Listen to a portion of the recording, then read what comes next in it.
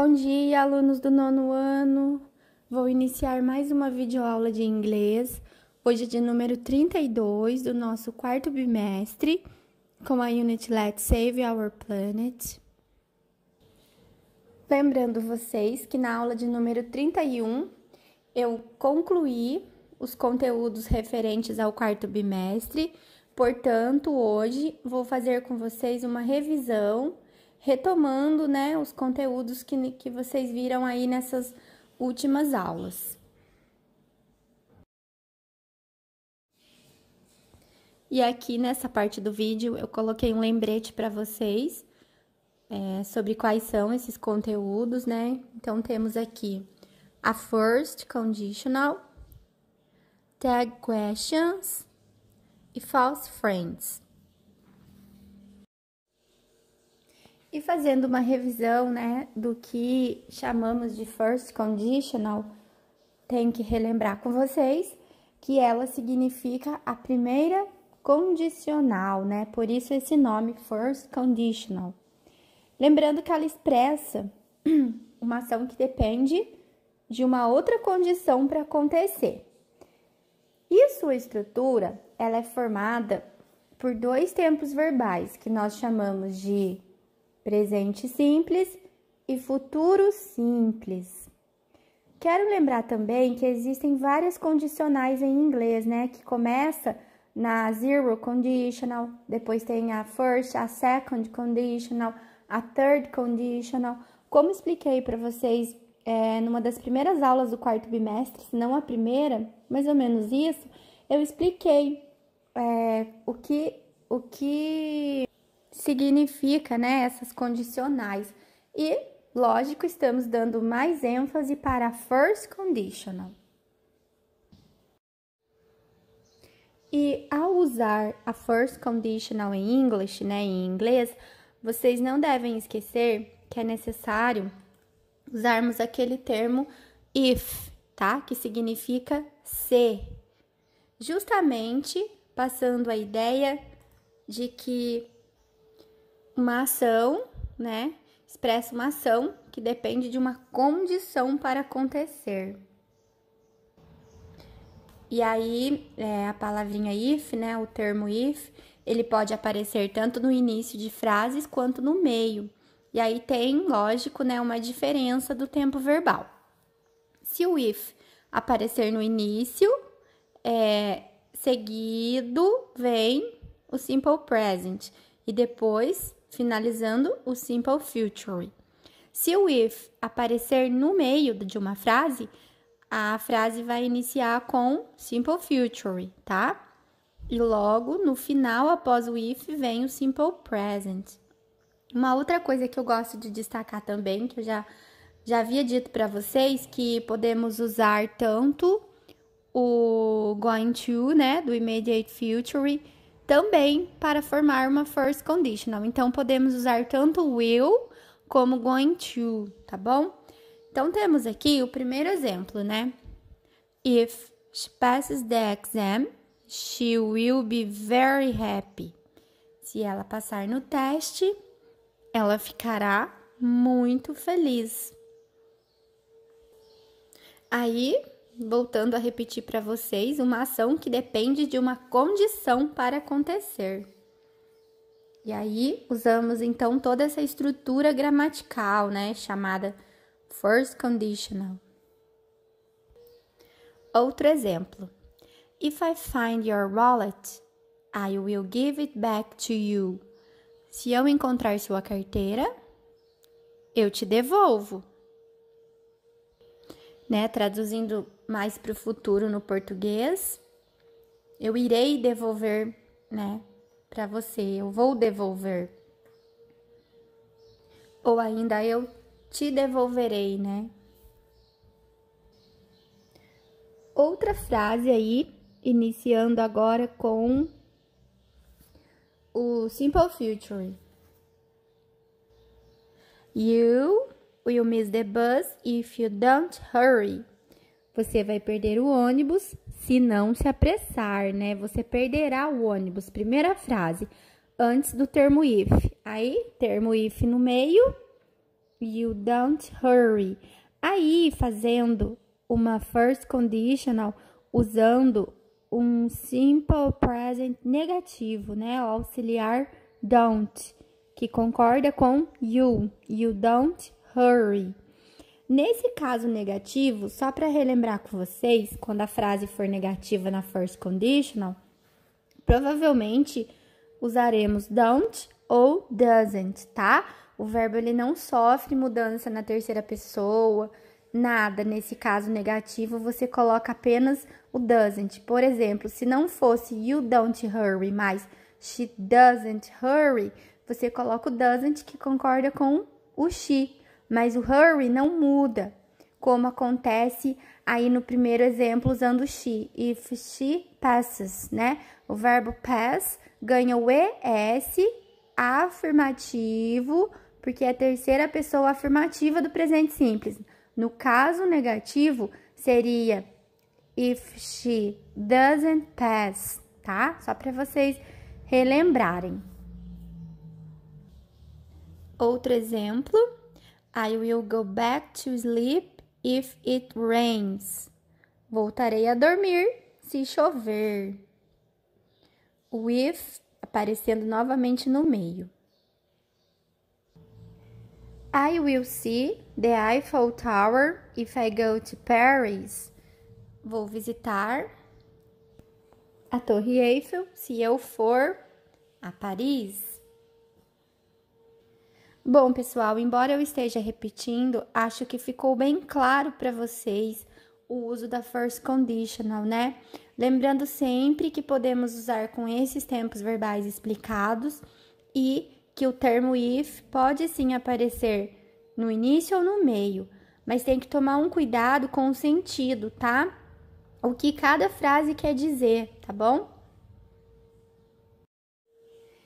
E mudando agora, né, para um outro conteúdo, recentemente também falei com vocês sobre as tag questions, né, sobre a definição, sobre o termo, né, falei também que as tag questions podem ser usadas aí com variados tempos verbais em inglês. São perguntas confirmativas, né, falando de modo geral. Elas também podem ser chamadas de question tags, né? São perguntas curtas, utilizadas no fim de uma frase para solicitar a confirmação de uma informação dita na frase anterior, né? Aquela história que eu expliquei para vocês da asserção, né? Em português, em inglês, também é comum utilizarmos perguntas no final de uma frase para tentarmos confirmar uma informação da qual não temos a certeza. E para isso, nós damos o nome de tag questions. Lembrando que quando temos uma asserção afirmativa, a tag é negativa. Quando a asserção é negativa, a tag é positiva. Uma outra coisa muito importante desse conteúdo é que vamos restringir aí os tempos verbais, tá? Nos exemplos até comentei sobre tags com outros tipos de tempos verbais, outros auxiliares, mas focando um pouco mais aí para as tag questions com o present perfect, tá? Um tempo verbal que nós vimos recentemente também, e inclusive na nossa apostila, né, no nosso próprio book, tem vários exercícios e exemplos de tags com o present perfect. E para não haver dúvidas, eu fiz aqui um remember também, lembrando para vocês, né, que o present perfect, ele é usado quando expressamos alguma ação no passado que tem repercussão no presente, ou ainda continua no presente. Começou lá no passado, mas ainda tem, né, reflexos no momento presente. Nesse caso, nós estamos falando do sentido estável, vamos dizer assim, né? Seu reconhecimento pode ser facilitado quando temos as expressões since e for, por exemplo, né? Quando eu digo for 2 years, por 2 anos, ou since November, né? Since April, né? Desde novembro, desde abril. Então, é aquele tempo que falei para vocês, não é muito usado no português, tá? Falando claramente para vocês, não é um tempo que nós usamos, né? Mas ele existe, tá? Como eu disse para vocês, ele tem os contextos de uso dele, né? Enfim, por que eu fiz esse remember? Para vocês lembrarem também sobre o uso dos auxiliares has e have, tá? Que são importantes nas tags. São eles, inclusive, que vão formar as tags, né? Quando você usa uma frase com o auxiliar has, lembrando também que o verbo principal dessa frase tem que estar na forma do past participle, né? E aí, vai ter lá o sujeito, o auxiliar, o verbo auxiliar, have ou has, e mais um verbo principal no past participle. Nesse caso, a tag vai seguir o auxiliar. Então, se na frase afirmativa, na asserção, tem she has traveled, né? Ela tem viajado. Na hora de formar a tag, vai ficar o quê? Hasn't she? Tá? Então, esse has vai para o negativo abreviado. Hasn't she? E aqui, nós temos 4 exemplos, né? De tag questions. Dando ênfase para o present perfect. Ainda assim, eu coloquei para vocês mais exemplos com outros tempos verbais, como simple present, simple past e simple future. Então, nós temos o primeiro exemplo.